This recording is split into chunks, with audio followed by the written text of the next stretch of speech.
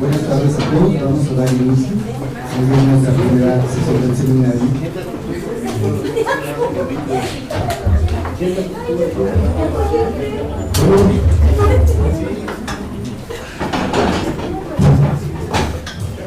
Buenas tardes, vamos a iniciar con esta primera sesión del año del Seminario Permanente de Etnografía Mexicana en esta línea de investigación que ya entra en su segundo año de desarrollo, pueblos indígenas y procesos socioambientales.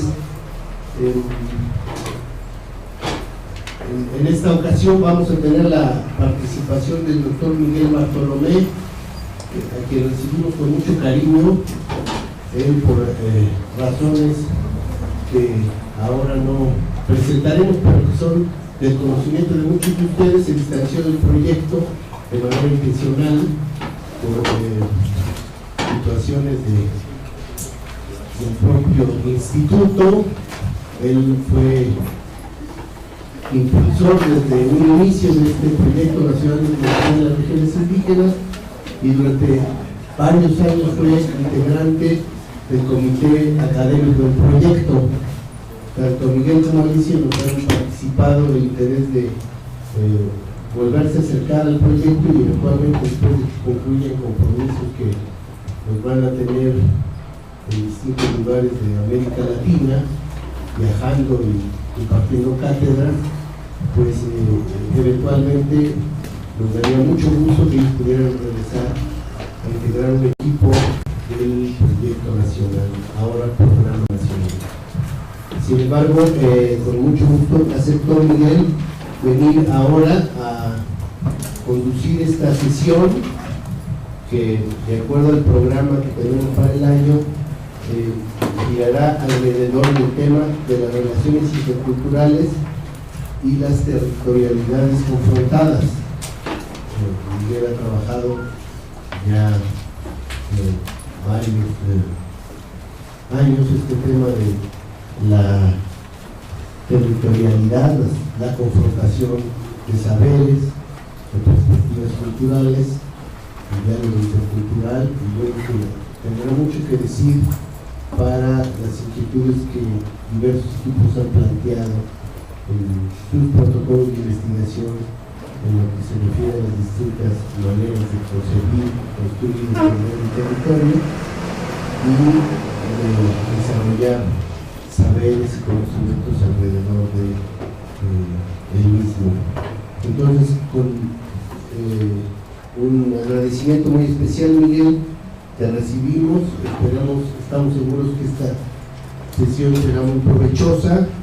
Miguel pues, nos presentará primero pues, el tema de manera general y después pues abriremos la participación de todos para hacer preguntas, comentarios, presentar inquietudes alrededor de sus investigaciones, en lo particular de las regiones en las que están trabajando, y la idea sería ir terminando y cerrando la sesión a eso de las 7 de la noche. Javier. Muchas gracias, Diego. Es un verdadero placer y honor y privilegio contar con nuestra apertura anual del seminario con la presencia del doctor Miguel Bartolomé, evidentemente por todos conocido, pero por cuestiones protocolarias presentaré su currículum, aunque sabemos que no necesita presentación.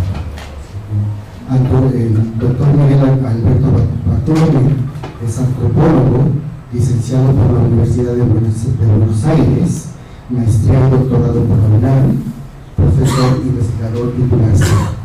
del Instituto Nacional de Antropología de México y miembro del Sistema Nacional de Investigadores nivel 3. Ha realizado investigaciones entre los mapuche, huichi y guaraníes de Argentina, entre los sabá guaraní, y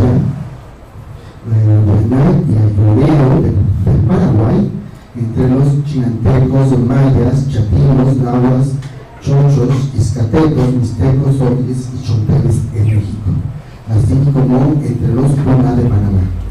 Ha sido profesor en México, Argentina, Brasil, Holanda y España.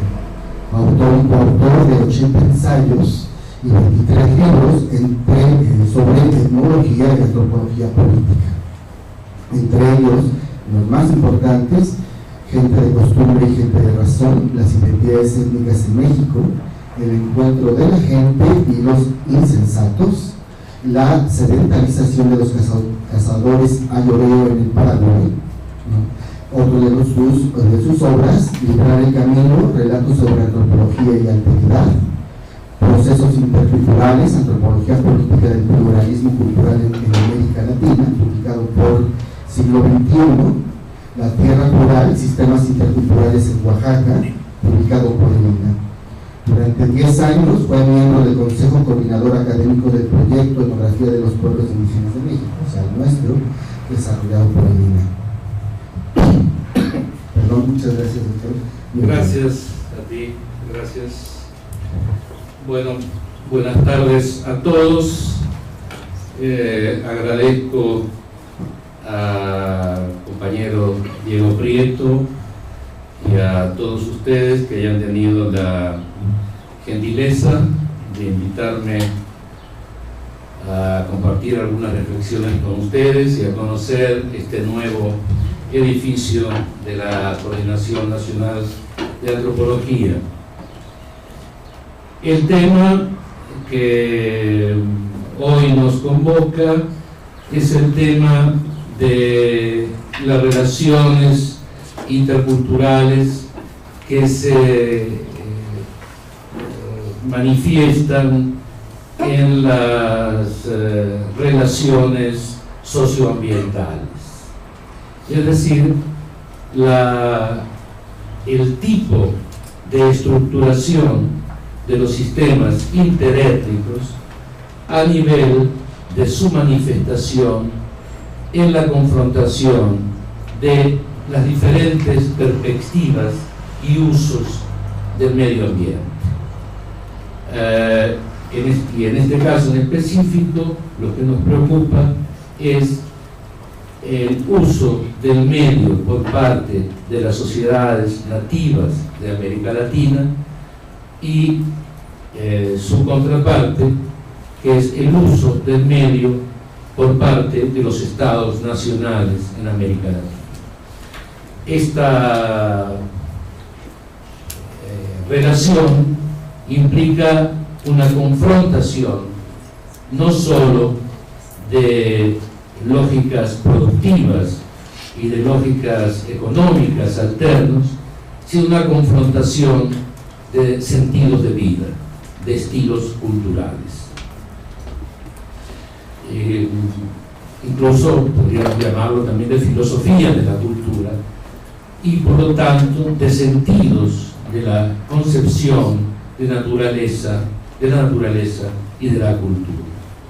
Precisamente el tema de naturaleza y cultura es un tema que en los últimos años ha cobrado cierto auge a partir de la producción teórica de antropólogos franceses y brasileños y de cierto olvido por parte de la antropología de nuestra tradición antropológica, como suele suceder. Por lo tanto, queremos descubrir lo que ya se había descubierto hace mucho tiempo, o dicho con otras palabras, hacía ya mucho tiempo. Aquellos ustedes que me conocen, saben que yo no soy un profesor, yo soy un investigador. Por lo tanto, no doy clases, no puedo estructurar esto como una clase, esta exposición como una clase. lo que supondría que yo he leído una serie de bibliografías antes que ustedes y se las expongo. Yo normalmente expongo los resultados de mis propias investigaciones, por eso los expongo en términos de paper, ¿no? Es decir, como más bien una lecture, en el viejo sentido de la palabra, ¿no? Una lectura académica o una ponencia, más que como una clase. Entonces, a la primera parte de esta lecture, se basa en un trabajo mío inédito y que se llama El regreso de la barbarie, que implica una crítica etnográfica a las llamadas ontologías premodernas. Y la segunda parte estará dedicada, es decir, esto implica un análisis de los conceptos de naturaleza y cultura, tal como viene manejando la ontología de la escuela, básicamente. Y la segunda parte entraremos más de lleno en el tema de los conflictos socioambientales que se establecen entre las lógicas estatales y las lógicas indígenas. Y en este primera parte, de este intento de conceptualizar, no vacilen en avisarme si se distorsiona mucho la voz o me acerco o me alejo mucho del micrófono. Habría que reconocer que durante muchos años, y en especial durante las últimas décadas del siglo XX, la investigación etnológica en México fue desplazada por perspectivas economicistas, los estudios culturales, la antropología urbana y otras propuestas que ahora dominan el ámbito profesional. Con excepción de este proyecto de etnografía, por ejemplo, en el Centro de Estudios e Investigaciones en Antropología Social, Estudios Superiores en Ciencias, prácticamente no hay investigación sobre pueblos indígenas. Por ello es que cuando en épocas recientes, más o menos recientes, se ha intentado profundizar en el campo de la etnología, se ha advertido que la etnología local no se había actualizado durante décadas. Y se ha buscado entonces recurrir a formulaciones desarrolladas en otras latitudes, tal como resulta frecuente en la antropología latinoamericana. Al parecer, la tradición de investigaciones mesoamericanas fue desplazada por las nuevas modas académicas que inundan un mercado profesional cuyos consumidores se sienten obligados a no quedar rezagados ante los discursos dominantes. Aunque tal vez ello se deba a que dicha tradición, la tradición de estudio mesoamericano, se mantuvo demasiado vinculada al culturalismo relictual y al estructural funcionalismo anglosajones, constreñidos a los estudios de comunidad e incapaces de proponer perspectivas de mayor aliento. El caso es que numerosos profesionales se han visto orientados actualmente hacia la reciente tradición considerada postestructuralista francesa, aunque en realidad, como veremos, es una continuidad del estructuralismo, representada por Philippe Descola,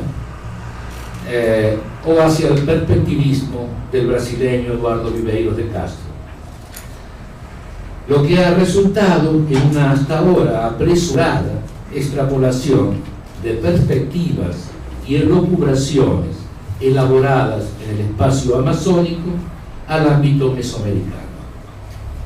Sin embargo, y aunque tampoco me parece muy valiosa para la Amazonía, el cuestionamiento fundamental sobre estas propuestas teóricas que quiero explicitar en estas páginas es que a ella subyace la concepción de la existencia de un pensamiento indígena o amerindio diferenciado de un supuesto y homogéneo pensamiento occidental cartesiano, dualidad histórica con la que no puedo estar de acuerdo. Esto se enmarcaría dentro de una también inaceptable y etnocéntrica implícita propuesta evolucionista lineal subyacente, que supone una secuencia de formas de pensamiento que van desde las más arcaicas hasta la actual. Creo necesario destacar que este es un ejercicio crítico sobre las obras de un antropólogo, guiada más por el interés de defender la antropología mesoamericanista del asalto amazónico, que de desacreditar a un colega cuyas obras en conjunto siguen mereciendo mis respetos. Siendo un investigador de tiempo completo, soy más un productor de etnografías que un comentarista de sus resultados. Por ello, este es un tipo de tarea a que no estoy muy acostumbrado y espero que tanto los escuchas como el mismo autor de la obra que analizo sean tolerantes con mis resultados. Y esta es una cápita que he titulado De los jardines de Versalles a la selva. Philippe Descola es un muy distinguido antropólogo francés que ha producido etnografías notables como La selva culta de 1987 en realidad, o Las lanzas del crepúsculo del 2005, cuyo aporte al conocimiento de la cultura Achuar de la Amazonía ecuatoriana resulta indudable. Esta importante experiencia de campo ha inducido a su autor a un intento de universalizarla a partir de una formulación teórica generalizante y supuestamente válida para todas las culturas. Su obra monográfica es sin duda relevante, pero sus reflexiones teóricas merecen y pueden ser discutidas, ya que creo que parten de premisas inadecuadas. Se trata de una obra de gran magnitud y alcance teórico, poco frecuente en los últimos tiempos, en que la etnografía de la que se nutre está sujeta a una constante revisión. Las obras de gran aliento teórico precisamente tienen el problema de sus bases etnográficas. Corren el riesgo de elaborarse sobre cimientos poco sólidos y no ser capaces de resistir las críticas de la etnografía, aunque eso no inhibe la necesidad de construcciones teóricas. Y en este caso, la obra de Descola es una de las pocas intentos teóricos globales, generalizantes, que se ha producido en los últimos años.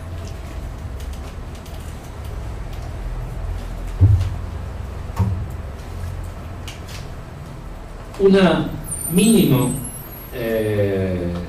crítica a Descola supone una muy breve expresión, una muy breve alusión a sus planteos fundamentales, en especial en lo que se refiere a la existencia de ontologías diferenciales que caracterizarían determinados tipos de percepciones del universo, y en especial de lo que en Occidente se conceptualizaría como naturaleza, o sea, ontologías de la naturaleza. En primer lugar, parte de la premisa de que una ontología es un sistema de distribución de propiedades que los seres humanos adjudican a los entes, animados o inanimados, y cuyo resultado sería una cosmología entendida como sistemas de relaciones entre todo lo existente. O sea, propiedades que se adjudican y actitudes que se toman con respecto a los entes. Y este conjunto, este sistema de relaciones, es lo que definiría a una ontología desde la perspectiva de Descola. y de inmediato salta a una caracterización un tanto fundamentalista de los distintos modos de identificación posibles en todas las culturas, concebidas como ontologías exclusivas y omnipresentes que trascienden a las culturas y a las épocas, es decir, válidas para todas las culturas. Estas 4 ontologías serían el naturalismo, el animismo, el totemismo y el analogismo. Naturalismo, animismo, totemismo y analogismo, de las cuales se desprenden o se desprenderían todas las cosmovisiones posibles, es decir, todas las configuraciones de los sistemas de identificación y relación con los entes. Aclara que es posible la coexistencia de ontologías y la presencia de hibridaciones, pero señala que siempre hay una predominante. No puedo dejar de recordar aquí las triadas de su maestro Claude Lévi-Strauss, tomada de los triángulos consonánticos y vocálicos de la lingüística, de la culinaria o de las 3 relaciones básicas de parentesco, conjunto con base en los cuales se organizan los aparentemente confusos universos idiomáticos, culinarios y parentales, ¿no? Por ejemplo, el triángulo consonántico de la lingüística, P, K, T, que se pronuncian en los 3 puntos de inflexión de la boca y en base a los cuales se pueden pronunciar todas las vocales, todas las consonantes, perdón, triángulo consonántico, ¿no? O el triángulo vocálico B, A, C, B, A, C, que abarca también todas las vocales posibles en la garganta. No tiene en cuenta los sectores glotales, pero que son mucho más atrasados. O también el triángulo culinario, donde lo cocido es la transformación cultural de lo crudo y lo podrido es la transformación natural de lo crudo, ¿no? O sea, 3 principios del triángulo culinario, 3 principios del triángulo consonántico o vocálico y las 3 posibilidades básicas del triángulo de parentesco, consanguinidad, descendencia y alianza. De base a estos 3 principios se organizan todas las relaciones parentales posibles. Esas 3 posibilidades. Entonces, estas determinaciones estructurales son precisamente las estructuras a las que subyacen todas las construcciones posibles. Y esto es lo que realmente quiere hacer Descola al buscar las 4 ontologías básicas que subyacen a todas las culturas. Es decir, identificar unas ontologías, unas pocas ontologías posibles que sean las que permitan la organización de todos los universos ontológicos. La existencia de estas solo 4 ontologías nos tranquiliza, o mejor dicho, tranquiliza a Descola ante el desasosiego que le produce el diverso y múltiple pensamiento humano. Su búsqueda, como la de su maestro, es encontrar la estructura posible que subyace a las aparentemente caóticas expresiones culturales del pensamiento. Como bien me lo recordara Saúl Millán. Yo le he dado a leer este trabajo. Saúl Millán es un gran partidario de estos autores, pero yo una de las cosas que hago es precisamente dar a leer mis ensayos a aquellos que no están de acuerdo conmigo, porque son aquellos que ayudan a mejorar la argumentación, ¿no? Para hacerla más lúcida, hacerla más convincente.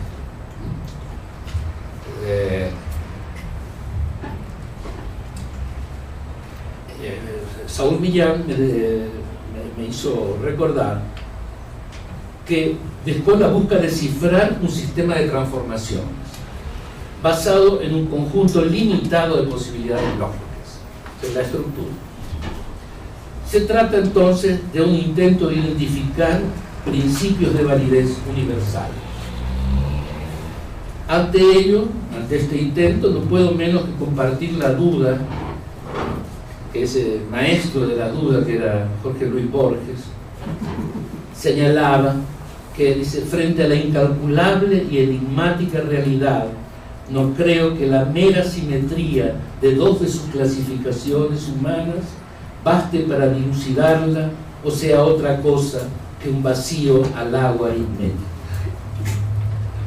Al explicar estas ontologías, destaca que la que llama naturalista, que sería la propia de un supuesto homogéneo pensamiento occidental, se constituye a partir de una oposición entre la naturaleza y la cultura, dentro de la cual, oposición, naturaleza-cultura, dentro de la cual solo los seres humanos estarían dotados de propiedades anímicas, de las cuales carecerían todos los otros entes, sean animales, vegetales o minerales. Solo los seres humanos tendrían propiedades anímicas. Problematizado o problematizando a partir de la experiencia con los Achuar, con este grupo jíbaro, Descola retoma el viejo principio evolucionista de la historia de las religiones de Taylor, de animismo, y lo entiende como una ontología que asume a casi todo lo no humano como dotado de entidades anímicas, así como de una vida social y cultural. Todos los entes vivos, todo lo existente, tendría la misma vida interior, aunque diferente fisicalidad, o sea, diferente exterior. La misma interioridad, pero diferente fisicalidad. Esta es la propuesta básica del animismo de Descola. Y señala que este animismo sería típico, entre otras cosas, de las sociedades de cazadores y horticultores de las tierras bajas tropicales, quienes pueden desarrollar una relación social con su medio ambiente gracias a esta noción de atribución de un principio anímico a todo o casi todo lo existente. La otra ontología es el totemismo, para lo cual los humanos y los no humanos pueden ser clasificados juntos con base en propiedades compartidas, tales como la forma, el color o la conducta. Es decir, clases de propiedades que trascienden a entes particulares y que serían propias de ciertos seres humanos, animales y otras entidades. Propiedades comunes a seres humanos, entidades, ancestros, animales, eventos de la naturaleza. Y finalmente tendríamos el analogismo, que se supone caracteriza a un mundo percibido como una infinidad de singularidades, todas diferentes entre sí. El analogismo se refiere a este mundo percibido como una gran cantidad de diferencias, pero que es un mundo muy difícil de ser entendido. Entonces trata, por estar compuesto por una multitud de singularidades. Entonces se establece correlación entre todas estas singularidades por analogía, ¿no? Para una forma de resolver este enigma de lo real, ¿no? Esta diversidad de lo real, se establecen analogías entre los seres, entre los entes que pueblan el universo. Y este analogismo sería la ontología común a sociedades estratificadas, como las de Asia, los Andes o Mesoamérica. En ellas existen distintos dispositivos intelectuales o institucionales, como la jerarquía, la presencia de un orden político estricto, sistema de Estado, clases o castas, y plantea que este sistema todavía estaba vigente en el Renacimiento. Evidentemente, aunque no pretende explícitamente construir una línea evolutiva, esta aparece implícita en la secuencia, que va de cazadores y horticultores, animistas o totémicos, hasta sociedades estatales estratificadas, analogistas, antes de arribar al naturalismo occidental. De hecho, se refiere explícitamente a las tres primeras como cosmologías no modernas. Entonces está estableciendo una secuencia evolutiva de ontológicas.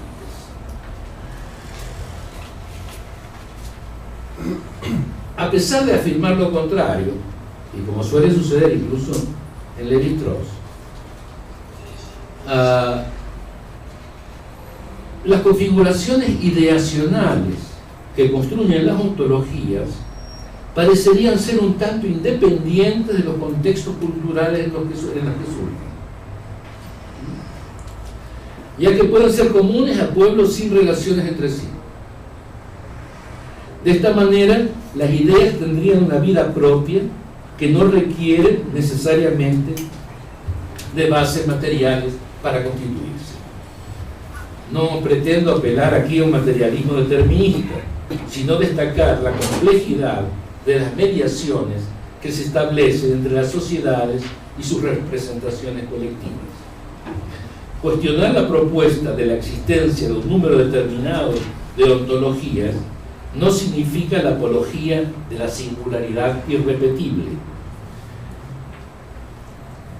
sino confrontarse contra la voluntad de estructurar la diversidad con base a regulaciones cognitivas más o menos arbitrarias. No aceptar una regulación determinada no implica abdicar de las posibilidades nomotéticas de la antropología. Las leyes se construyen con base en datos, su análisis y su conceptualización formal, no en razón de recursos discursivos que demuestran, en este caso, ser contradictorios. Respetar el estatus epistemológico igualitario de las reflexiones y de los imaginarios de las culturas no occidentales no implica un relativismo condescendiente que parta de la primacía de la razón científica de Occidente. Se trata precisamente de todo lo contrario. La conciencia de la diversidad no nos obliga a la búsqueda de una posible unicidad que condicionaría la emergencia de lo múltiple.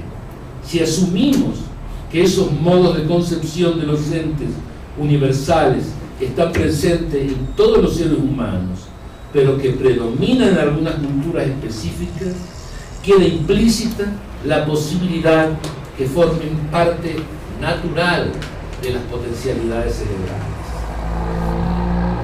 Es decir, que provengan de un origen neurológico común a nuestra especie. Este riesgo sociobiológico pasa al parecer inadvertido por su promotor, para quien las causas parecen no importarle tanto como las manifestaciones del pensamiento, aunque, cuando lo hace, cae en un cierto indemostrable determinismo.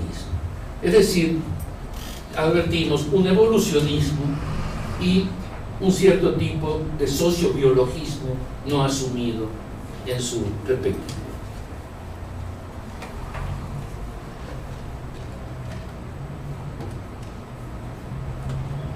El ámbito analítico privilegiado por la escuela es la percepción cultural de la naturaleza,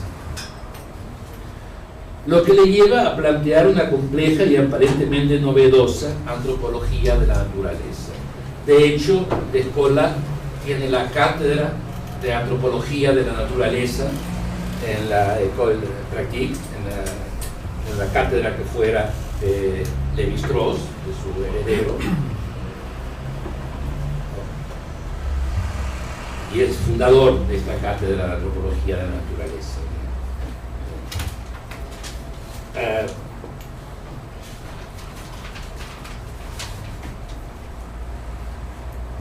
Ahora, él plantea que hay muchas naturalezas, pero pocas maneras de pensar. Eso sería a partir de esas 4 ontologías posibles. Él busca un orden subyacente a la diversidad. La selva tiende a producir ese efecto en especial, al parecer, en los antropólogos estructuralistas franceses. Quizás acostumbrados a la naturaleza domesticada europea, particularmente visible en los jardines de Versalles, de ahí el subtítulo, construidos con base en las leyes de la geometría y de la perspectiva, el caos vegetal de las selvas les debe parecer apabullante. No se resignan a no encontrar un orden, una regla que remita la diversidad a la estructura, lo múltiple a lo uno.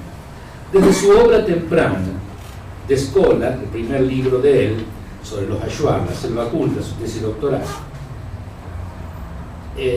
señala que entre los Achuar, la selva, lejos de ser un universo incontrolado de espontaneidad vegetal, la selva es percibida como una plantación sobrehumana cuya lógica obedece a reglas distintas de las que gobiernan la vida del huerto, o sea, de la plantación familiar. A su maestro, Lévi-Strauss, le reconfortaba sugerir que bajo el aparente caos vegetal subyacía un orden determinado por la geología, basado en la diferenciación de estratos edáficos. Por lo demás, ya me he referido a las estructuras subyacentes, a las lenguas, el parentesco, la culinaria, la estética, etc. La determinación de estructuras subyacentes a la realidad parece disminuir una cierta angustia que produce su diversidad constitutiva. Yo soy nacido en una región selvática, y si algo hace fascinante a la selva respecto a otros ecosistemas, es su involuntaria apología de la diversidad. Decía en otro momento que este autor, que es de Scola, antagoniza a interlocutores imaginarios, porque dice que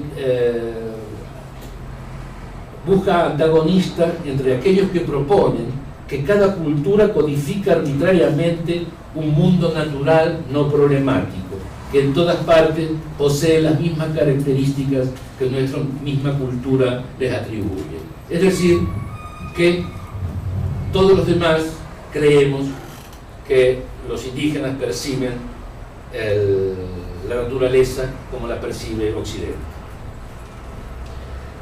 Ahora, ¿quiénes creen eso? ¿Serán acaso los que estudian los sistemas clasificatorios, los etnoconocimientos, las etnociencias, las distintas antropologías cognitivas, las antropologías simbólicas? No lo creo, porque todos ellos pregonan lo contrario, precisamente, ¿no? Sin embargo, nuestro autor se atribuye una originalidad que excluye a todas las contribuciones preexistentes. Al parecer, él descubre que los nativos perciben a la naturaleza de una forma diferente a lo que lo perciben los occidentales.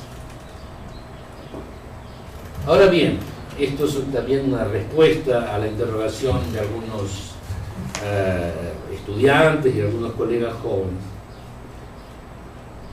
Y es que algunos podrían pensar que cierta tradición intelectual francesa confunde a la filosofía con la antropología. Sin embargo, esto no es una confusión, sino una propuesta explícita desarrollada precisamente por uno de sus mayores referentes históricos y contemporáneos, Claudio Lévi-Strauss.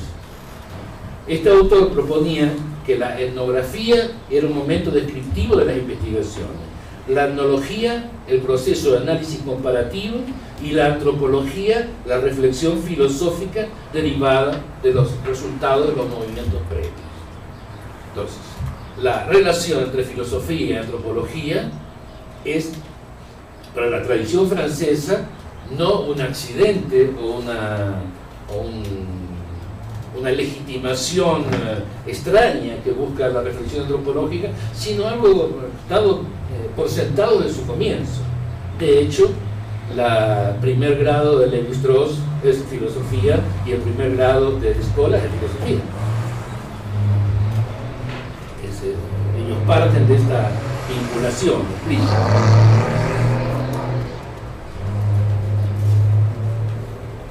Para mí, desde mi punto de vista, estimo demasiado aventurado suponer que el siempre limitado conocimiento de una cultura diferente a la propia permitirá al investigador desarrollar a partir de ese conocimiento un constructo teórico capaz de por sí solo de contraponerse con la tradición filosófica de Occidente. Sin embargo, esto es precisamente la tarea que han desarrollado antropólogos como Philippe Descola, cuya rica pero circunscrita experiencia etnográfica pretende erigirse en un edificio conceptual que cuestionaría a la lógica occidental, en el supuesto caso de que tal cosa existe. ¿Quién es el portador de la lógica occidental? ¿No? ¿El físico matemático o el taxista? ¿Campesino de milpa alta o la cocinera de la cocina económica? ¿Filósofo de la UNAM o un historiador del Colegio de México? ¿Quién es el portador del pensamiento occidental?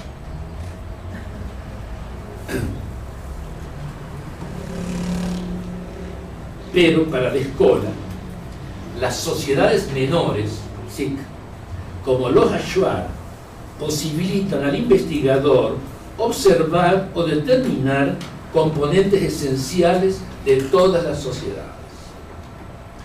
No es la primera vez que los otros son utilizados como un instrumento para apoyar la construcción de nosotros. Ello implica la determinación de universales filosóficos indígenas en lugar de una multitud de lógicas culturales concretas elaboradas por diferentes sociedades.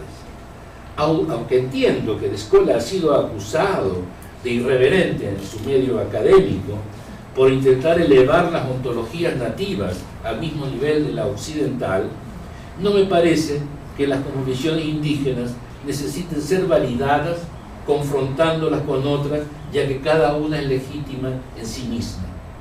La pluralidad de epistemologías se corresponde con la diversidad de las culturas que las elaboran.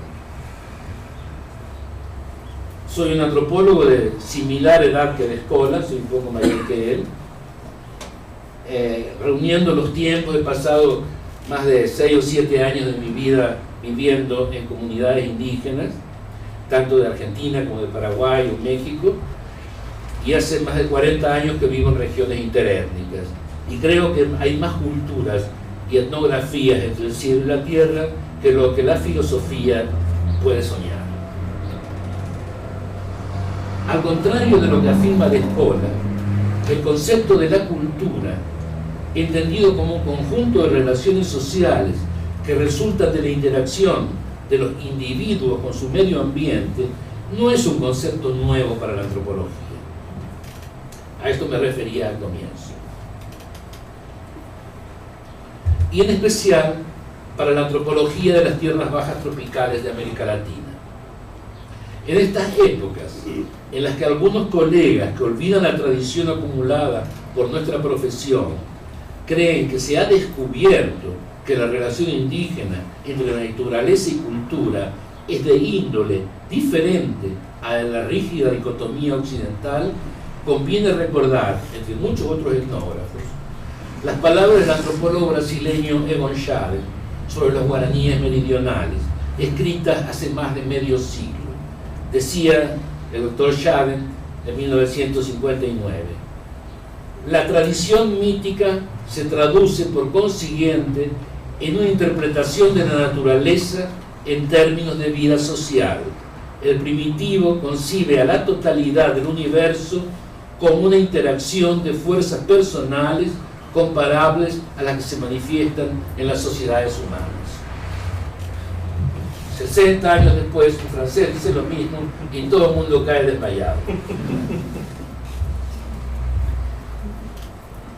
¿Qué ha pasado? Es que está regresando la barbarie. Hay un poema de Cavafi precioso que se llama Regresan los bárbaros, que nos hacen falta los bárbaros de vez en cuando, ¿no? Porque todo es más lindo con ellos. Nos ofrecen un espejo del cual no queremos ver, ¿no? Justamente el espejo de la alteridad, ¿no? El espejo de la diferencia.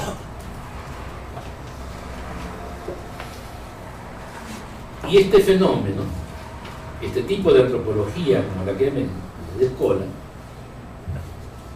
que se considera post-estructuralista, pero que en realidad es estructuralista en toda su... Se considera post-estructuralista porque niega uno de los aspectos fundamentales del estructuralismo, que es la oposición entre naturaleza y cultura. O sea, el estructuralismo se basa en la oposición entre naturaleza y cultura como la primera oposición de una serie de pares en oposición, ¿no? Entonces ahí, para no decir que son antiestructuralistas, porque en realidad son postestructuralistas porque continúan el estructuralismo, pero cuando transformando algunos de sus términos, ¿no?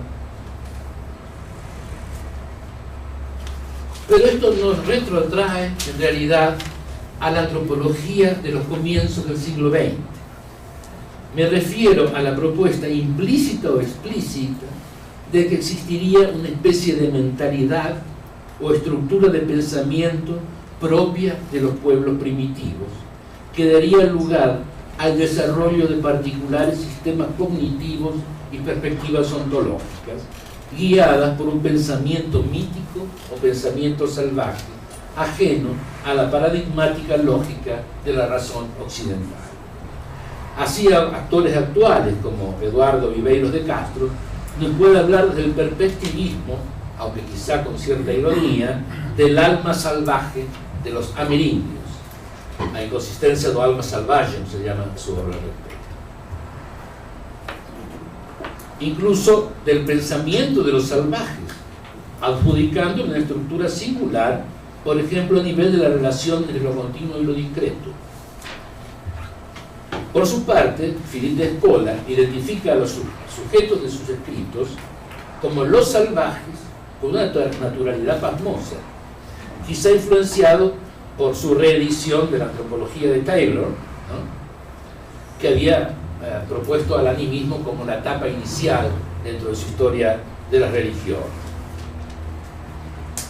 A la vez que algunos muy distinguidos antropólogos de las tierras bajas como Carlos Fausto, muchos otros recurren con frecuencia al concepto de pensamiento amerindio, que no refiere a ninguna configuración cultural concreta, sino a una supuesta lógica genérica propia de los pueblos nativos.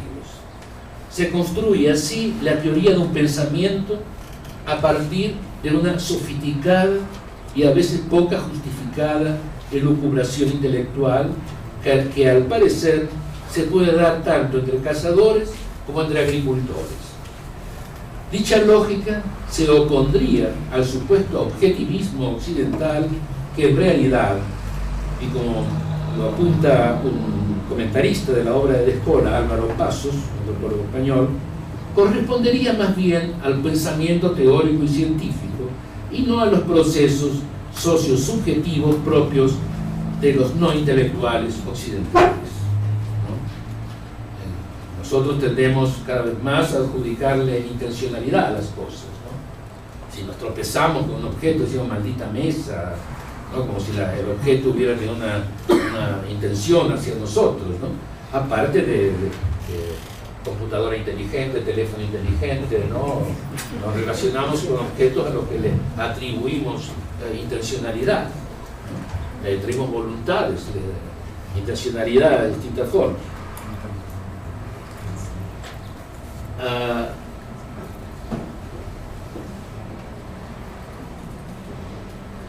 Si este pensamiento cartesiano fuera propio de todos los occidentales, de Escola debería explicarnos el extraordinario desarrollo y pervivencia de las religiones en Occidente, que serían contradictorios con el supuesto pensamiento cartesiano que nos domina.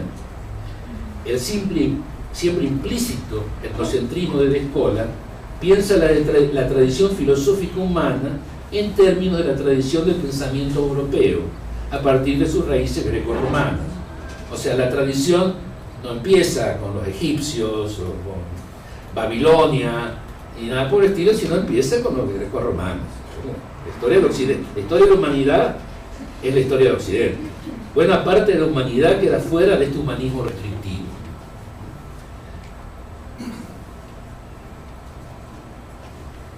En un ensayo del 96, Descola señala que los patrones subyacentes que originan las distintas ontologías no serían estructuras universales de la mente que operan con independencia de los contextos históricos y culturales, sino esquemas de praxis o diagramas cognitivos que ayudan a referir la diversidad de la realidad a conjuntos básicos. Sin embargo, su obra posterior contradice esta propuesta inicial. El gigantesco y realmente fascinante edificio discursivo construido por Lévi-Strauss y continuado ahora por su discípulo Descola posee una endeble base terrenal que al parecer ha pasado desapercibido por sus numerosos lectores y no pocos exégetas. Me refiero, como lo señalaba, a su vinculación posible con un implícito sociobiologismo, aunque muy enmascarado por la riqueza del lenguaje y por una excepcional construcción oratoria, donde las palabras se hablan a sí mismas hasta poder ser leídas de muchas maneras. Sin embargo, este párrafo referencial de las estructuras elementales de parentesco, 1949, es muy claro. Dice Lévi-Strauss: al nacer, cada niño trae, bajo la forma de estructuras mentales esbozadas, la totalidad de los medios de que la humanidad dispone desde siempre para definir sus relaciones con el mundo y con los otros. Pero esas estructuras son excluyentes. Cada una de ellas solo puede integrar ciertos elementos entre todos los que se le ofrecen. Cada tipo de organización social representa, pues, una elección impuesta y perpetuada por un grupo. Precisamente este es el párrafo utilizado por Descola para fundar la naturaleza de sus ontologías,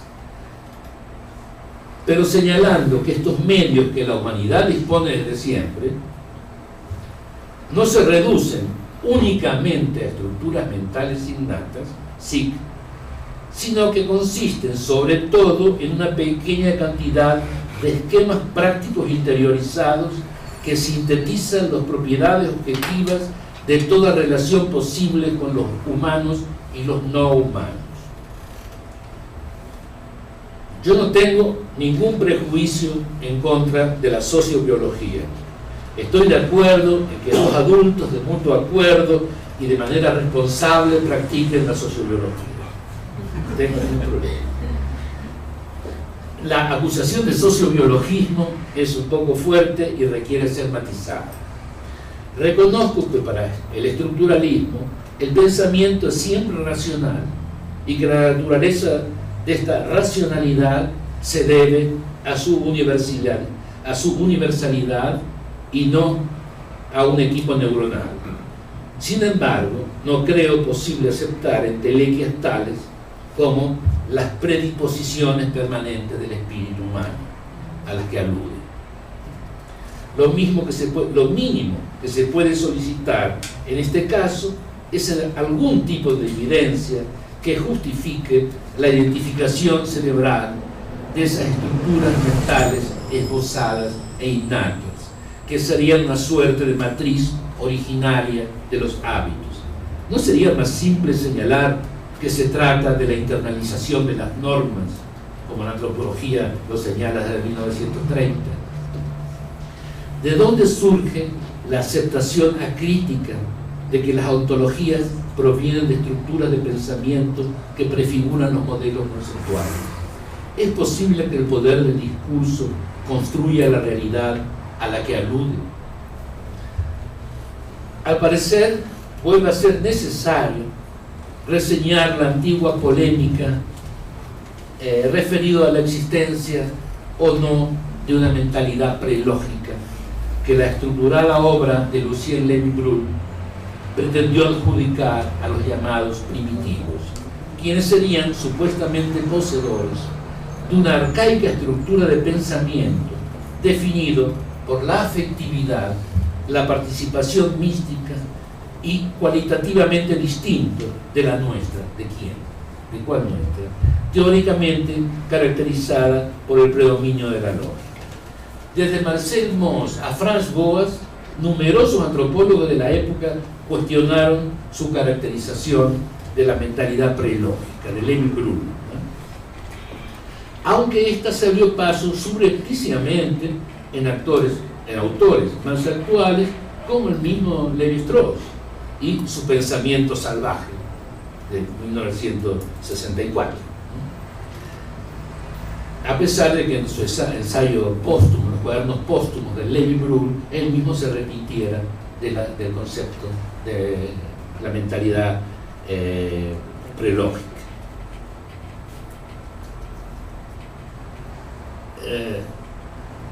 Por otra parte, no creo posible aceptar la premisa de un pensamiento mítico propio de los primitivos que procede de la toma de conciencia de ciertas oposiciones universales: noche, día, naturaleza, cultura, izquierda, derecho, crudo, cocido, que serían propias de una indefinida entelequia llamada espíritu humano, ¿no?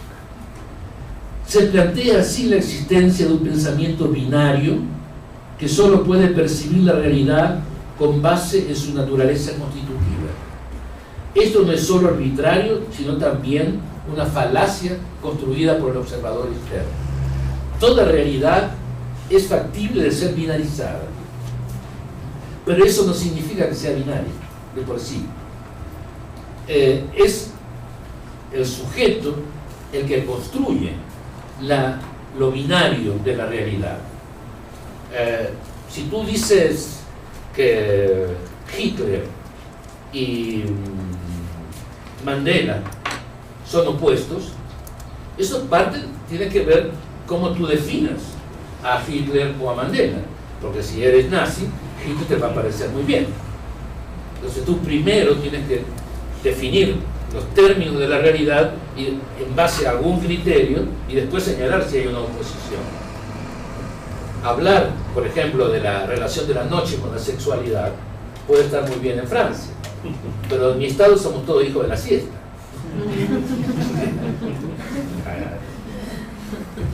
Trópico es el trópico.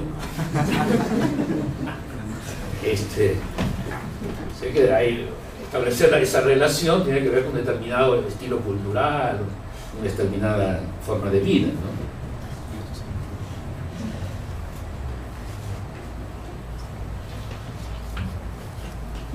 Ahora, aún asumiendo, sin conceder, como dicen los abogados, que existe algún tipo de pensamiento mítico, ¿quiénes serían sus portadores? Los aborígenes australianos, los cazadores Kum de África, los grupos amazónicos, y por qué no los matemáticos mayas, los dirigentes militares guaraníes, los recaudadores de tributo incas o los astrónomos aztecas. No existe una tipología cultural que identifique a los poseedores de este supuesto pensamiento mítico. Es un pensamiento de nadie, aunque también sea parte del pensamiento de todos. Es un concepto que en realidad remite a sistemas de representaciones inteligibles entre sí, pero que no constituyen el patrimonio mental exclusivo de alguna sociedad concreta. Se trata entonces de una categoría abstracta que no parece destinada a definir a ninguna cultura en especial, sino a todas las sociedades pobladas por los otros, por los distintos de un nosotros occidental. Y ese nosotros incluye a nuestros contemporáneos japoneses, árabes, hindúes, chinos. Pero ¿por qué es propio del pensamiento mítico realizar una ceremonia de petición de lluvias y no lo es una misa católica? El contagio de potencia que advertimos en un ritual indígena, donde el contacto con lo sagrado impregna de sacralidad a lo que toca, ¿No es acaso similar a la utilización de agua bendita cuyo contacto purifica? Y es lo que se llama, y es que lo que se ha llamado pensamiento mítico no es sino el resultado de las representaciones colectivas derivadas de la vinculación de la sociedad con la experiencia existencial humana, las entidades del universo y lo extrahumano, lo que llamamos lo sagrado. La irreductibilidad de los interrogantes esenciales de la humanidad, tales como los orígenes de la existencia, la comprensión de la muerte y fundamentalmente la necesidad de encontrar un sentido a los datos de la experiencia, orientan al pensamiento humano a buscar su resolución a través de una diversamente estructurada lógica propia. Dicha lógica pretende hacer de su lectura sensible de los datos provenientes de la percepción e interrogación del universo una estructura argumental plausible que otorgue sentido tanto a la naturaleza como a la sociedad. Pero cada cultura hace su propio análisis textual, basado en su propia trayectoria histórica y contexto, sin responder a un supuesto pensamiento único. No cabe duda de la notable similitud de ciertos símbolos y rasgos materiales e inmateriales que se registran en sociedades sin posibles relaciones históricas o culturales, y que ello se debe a nuestras específicas condiciones o capacidades cognitivas. Pero tampoco cabe duda que el pensamiento humano se ha enfrentado en todos los lugares con similares datos presentes en la vida y el medio ambiente, tales como los astros, las aguas, la vegetación, los animales, el género, la corporalidad, la muerte, el tiempo, el sueño y un enorme etcétera que requieren de ser aprehendidos de alguna manera. De la diversidad de reflexiones surgen la pluralidad de las culturas y de las experiencias humanas. Pretender reducir lo múltiple a lo uno es una empresa riesgosa, en la medida que puede proponer como una repetitiva actividad mecánica toda la milenaria creatividad de nuestra especie. Y acá entramos en otro punto: los pensantes y los pensados. A pesar de que la escuela atribuye una igualdad teórica o similar estatus epistemológico a todas las ontologías que enumera, queda claro, aunque no demasiado manifiesto, que la única ontología que puede pensar a las otras es la nuestra, puesto que afirma que las demás carecerían de la posibilidad que les brinda la reflexibilidad, al estar constreñidos por los límites de sus marcos ontológicos. O sea que la nuestra sí puede. Nosotros podemos pensar a los otros, pero los otros no pueden pensarnos a nosotros, ni siquiera pensarse a sí mismos. No lo digo yo. Cito, 2012, página 148, de Escola.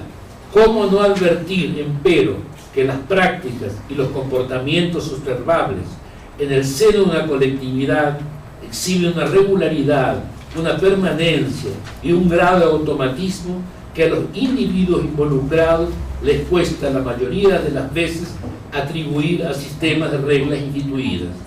¿Cómo ignorar que al menos en las sociedades sin escritura solo algunas personalidades de excepción, tan escasas que todos los etnólogos las conocen por su nombre, han estado en condiciones de proponer síntesis parciales de los fundamentos de su cultura, síntesis a menudo producidas con el objeto de responder a las expectativas de un investigador?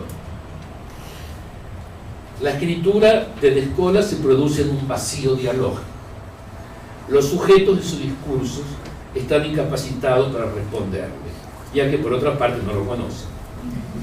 Si estuviera hablando en una asamblea indígena en México o Bolivia, o aún en el mismo Ecuador, en la Confederación Nacionalidad Indígena del Ecuador, la respuesta no sería el mayor o menor interés de un intelectual, sino la apasionada réplica de un interlocutor ofendido. Cuando Lescol habla con naturalidad de pueblos muy poco propensos a la reflexividad, que requieren un observador externo para comprenderse a sí mismo, supongo que lo hace con la mejor buena voluntad analítica, aunque sea políticamente incorrecto.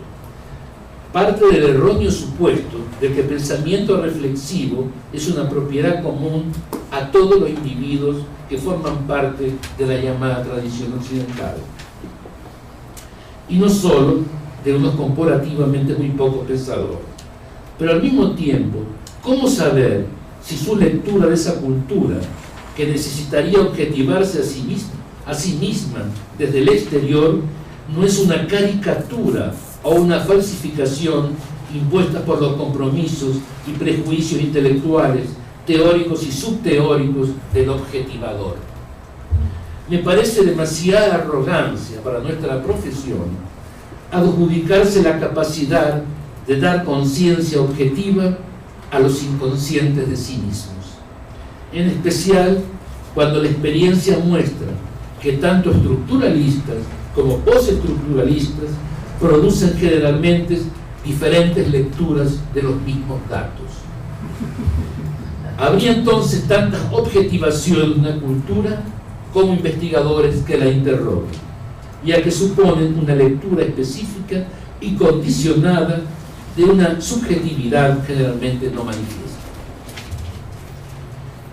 Incluso intentar pensar sobre el pensamiento de los otros no debería suponer desentenderse de la situación de aquellos que elaboran el pensamiento.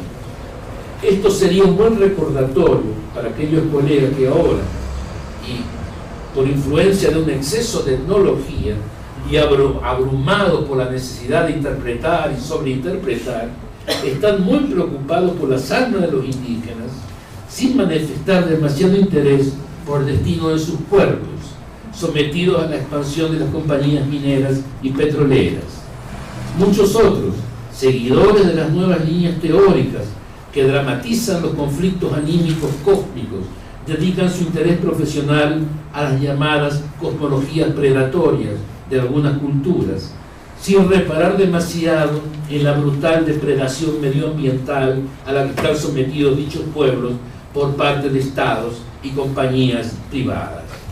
Una propuesta alternativa no implica necesariamente politizar la antropología, pero sí contextualizarla.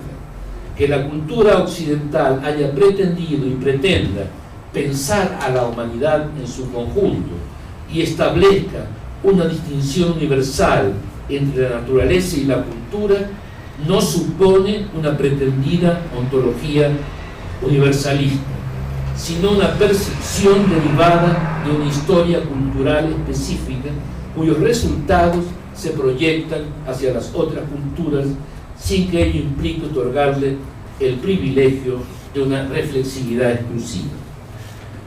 Yo creo que al menos yo voy a descansar un momento, ¿no? Vamos a fumar una pipa todos juntos si quieren, de la mano,